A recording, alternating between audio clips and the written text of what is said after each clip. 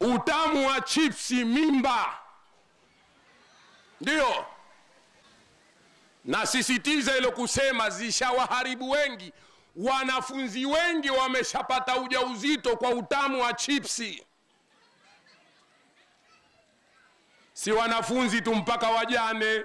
Si wajane tu, mpaka wake za watu, kwa utamu wa chipsi. Pakesha kuweko na kibanda cha chipsi, vurugu.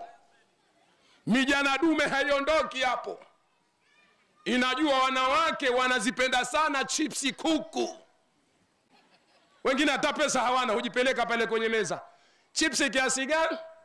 Kaka muhuni pembeni hapo anambonyeza, tunamwambia jamaa, huyo nishamlipia, wewe mpe.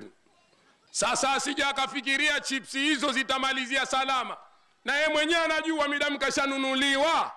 Anajua hizo chipsi lazima zinahitaji malipo.